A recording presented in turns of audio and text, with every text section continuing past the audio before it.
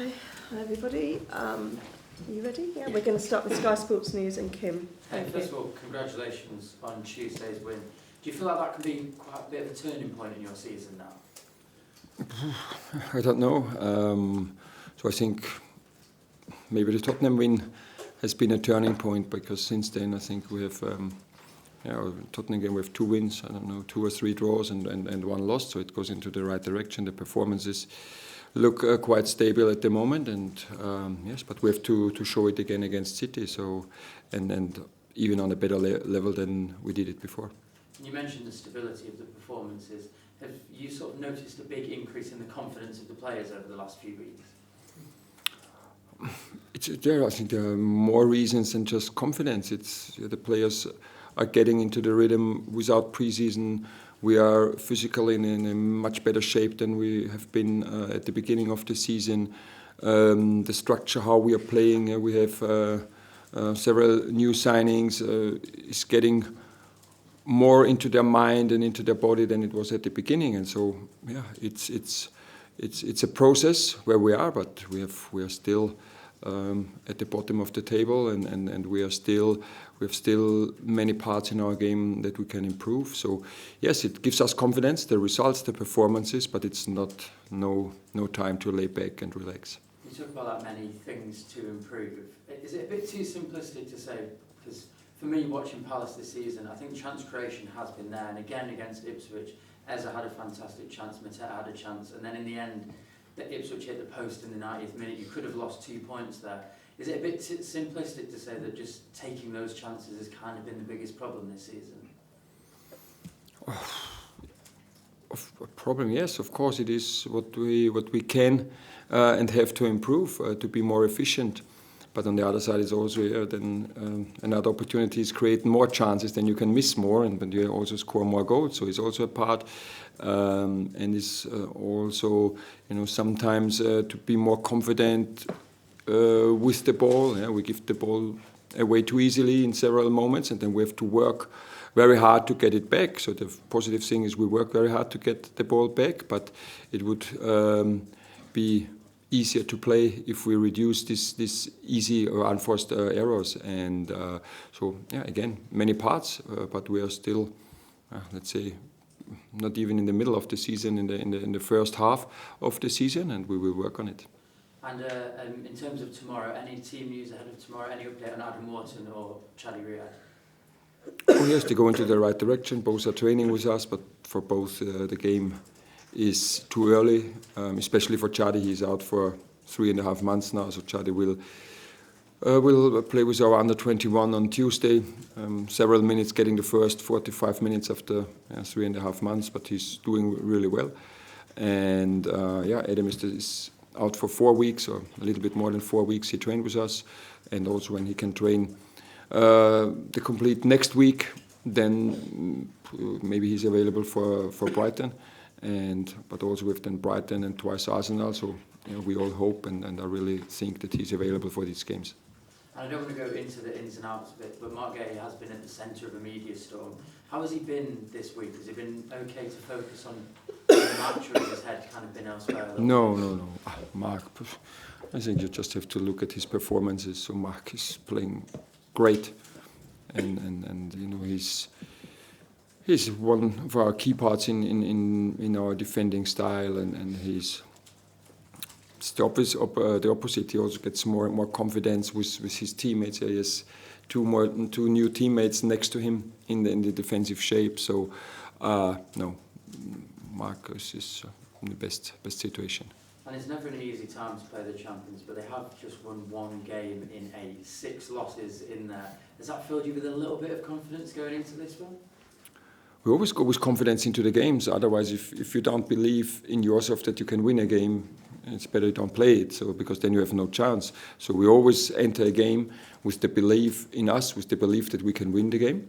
And this is the same what we are doing tomorrow. And we know the defending champion is coming, and it's still.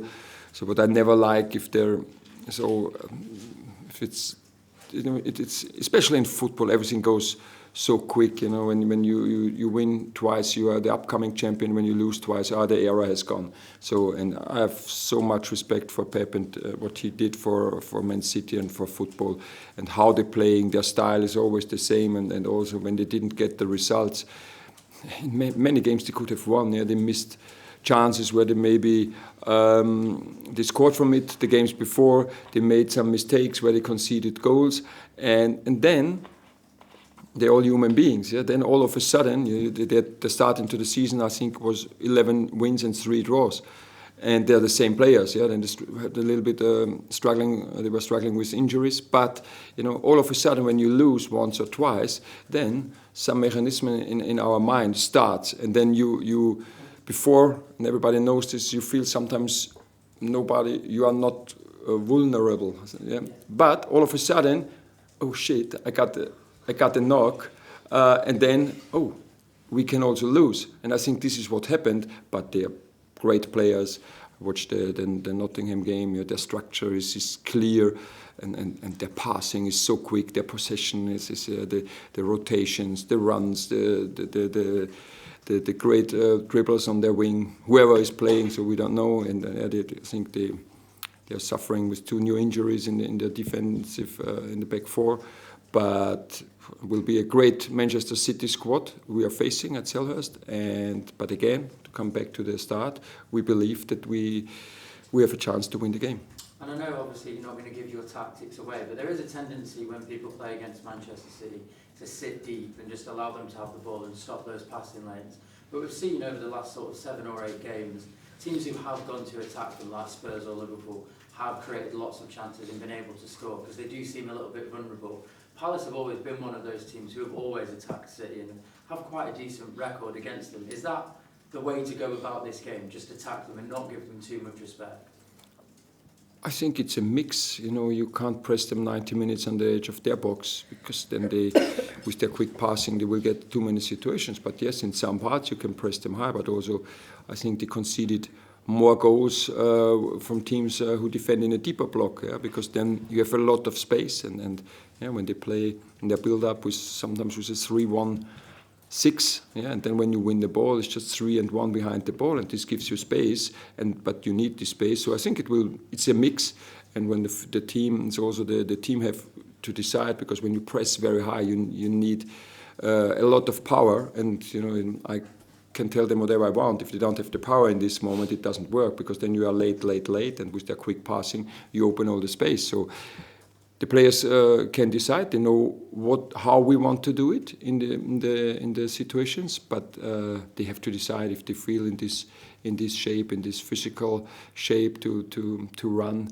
and press them high. Then we will press them high, and then there will be moments when they solve it to defend in a deep block and always double their wingers, and then they have their runs in behind, especially then with De Bruyne, with Bernardo Silva, playing Gündogan from the 6, playing these quick passes. Foden makes runs, Haaland makes runs, the wingers are there. So will be a lot to defend, but again, we believe that we can do it. Thanks a lot. Good luck tomorrow. Thank you. Hi. Premier League Good to see you again. Even before the win at Ipswich, we could see the progress recently. Did you feel like that precious win was a matter of time? I think we had games where we played better and maybe we lost or had a draw. It was at Ipswich, but it wasn't about having the best performance. It was of getting this win and waiting for your chances and then score a goal and defend as a unit. So this was the clear goal when we went to Ipswich, and so job done. I think this would be the headline. It was not a brilliant performance, but everything what we needed to do, we did. And yes, every win, every good performance gives us confidence. Can I please ask about Jean-Philippe Mateta? Since you became the manager, only Cole Palmer and Erling Haaland scored more than him. How do you think you managed to help him, and how do you find it coaching him? It's easy to coach him. He's a great guy. He's always laughing and smiling when he arrives. He's one of the first here. He's working very hard, and I think he suffered at the beginning of the season with the Olympic tournament, with all these games, with all the emotions he had there, and losing the final, playing so many minutes there. coming back 4 days before the Premier League start, he wasn't fresh, mentally especially. But yes, he scored so many goals and he played, and then I also had him, I think, twice on the bench, and not to punish him or something, not just to give him the break that he maybe needed, and I explained it, and it then showed his character. He was always positive and said, hey, Gaffer, when always you need me, I'm here for the team, and then he gets the reward, and this is what he gets now.